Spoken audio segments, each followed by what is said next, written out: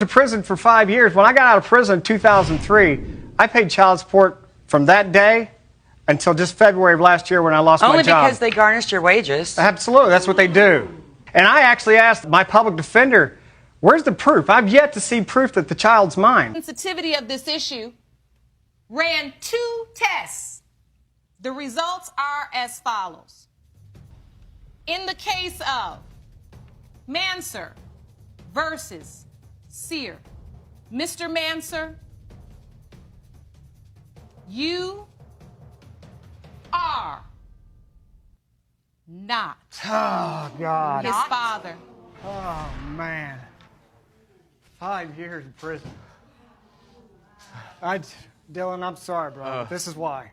This is why I did what I did. But this is nothing I made up. The lab did it. You made it all up. No, I did not. Well, those results I apparently don't know are made any up. of those people on that form. Oh, my God. She should be convicted of some crime. No, I should not. I didn't. That Mr. is Manser, fraud. Mr. Manser, That is fraud. I know you're upset. Miss Sear, do you know? Yes, ma'am. You know who his father is. Yes, I talk to him still. In another breath, he's calling me a liar. You cannot stand there and really suggest that you cannot comprehend why this man would not have any type of ill feeling, frustration, or regret as it relates to anything involving you. 5 years in prison. Buckle up, guys. Today we're diving into a courtroom moment that flips an entire life upside down. A man, just out of prison, demands proof of paternity after years of paying child support. The tension builds with every second as the judge begins to read the test results. Then, in a stunning turn, the truth shatters the room. He's not the father. The silence breaks into disbelief, shock, and heartbreak. Years stolen, a reputation destroyed, and a truth that should have come long ago finally explodes in just one sentence. Oh my God, yes! Oh my God, I'm officially divorced! Yes! Shake me. Oh my God! Your brother. What about the child support? That's it? Tony, that's crazy. Why? Are you kidding me? That all of this financial burden with my children is on me? What? This is not fair. Like he doesn't have to pay. All right, guys, this is where emotions reach their peak. The man, broken by years of injustice, lashes out in disbelief. The woman denies, deflects, and pretends confusion while the courtroom watches a lifetime of lies crumble. Her calmness against his outrage only deepens the gravity of her deceit. The judge's firm tone reminds everyone that fraud has consequences, but the damage is already done. 5 years in prison for a child that was never his. This moment defines betrayal in its rawest, most painful form. Women are. At best, men are cut out to compete and dick measure with other men. Oh my. And why precisely would an individual think that? I know that? It's because every time they lift a finger, men want a fucking cookie and a parade. Men talk so much shit about, I gotta go to work, and oh, I'm so tired, I'm so exhausted. Meanwhile, women will literally carry a child for 9 months in their body, and then birth it, and be up and walking around the next day. Wow. It's almost like that's what the human female body is designed to do, but go on, I'm sure that the rest of this will be just riveting.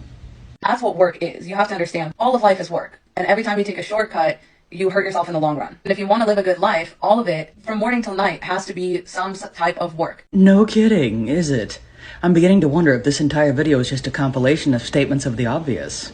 Women are called slobs and bad wives and bad girlfriends if they don't know how to cook, clean, do laundry, organize stuff, plan stuff, all of these things. They're typically the only one that does them in the house. All of that is work. And men will want a fucking cookie for leaving the house 8 hours out of the day and exchanging their time for money. It's rather sad that some individuals aren't better at disguising how much they truly dislike men just for being men. They string a bunch of pretty words together and hope that it actually sounds like a coherent thought that's been put together. From here, the commentary voice steps in, cutting through the emotions to expose the core issue. It's not just about child support. It's about integrity, accountability, and the human cost of deception. The woman's self-centered reaction reveals her lack of remorse. She's more concerned about money than the truth that destroyed another person's life. This section underscores how people twist justice to suit themselves, and how truth, when finally revealed, exposes character far more than any judgment ever could. A guy that makes $75K a year. No, that's so cute. No. With inflation in this economy, I absolutely could not. I don't think that he could afford our groceries. And I mean, and I'm buying organic, and obviously I'm buying all like grass-fed, grass-finished beef, no seed oils. So no, he couldn't afford that at Whole Foods. No. No Whole Food for this guy. No Whole Foods. We're back at like Publix, like the sale section. Like Walmart groceries. Walmart groceries. Yeah. Where are the real men? Where have you gone to? And I'm talking handymen, men that can fix things, men that can do manly things. Where are you? Where are they? They're off enjoying life.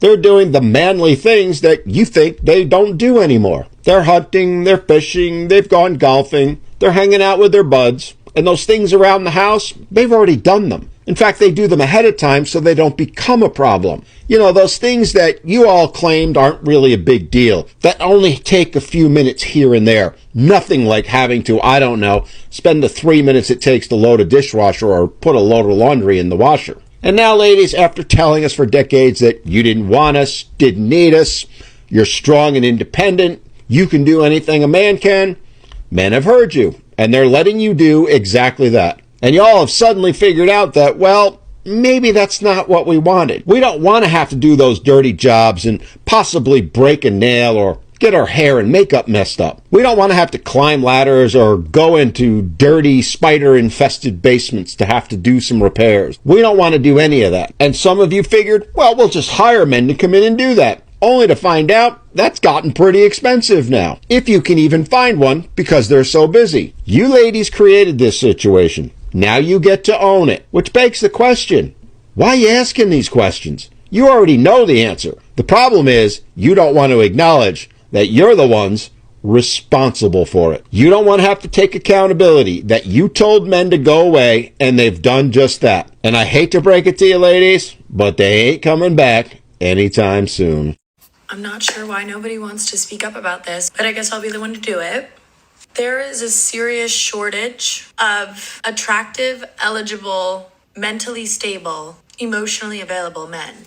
We need to get a search party together, figure out what has happened, where have they gone, and what do we do about this? Because it's a problem. Look, I have said this before and I will say it again. There is no shortage of good men. It is simply that you don't see the men that are good men in your life as dateable. But they're probably good friends, like they're probably in your friend zone. And then for the good men that aren't in your life, it is because they're not looking to date. They probably spent far too long in a relationship that took advantage of their goodness. Those men are either working, they're either at home, or they're just hanging out with friends or doing some sort of hobby in seclusion. So if you really do want a good man, you better look in your friend zone or do all that you can to put out positive energy about men because they will see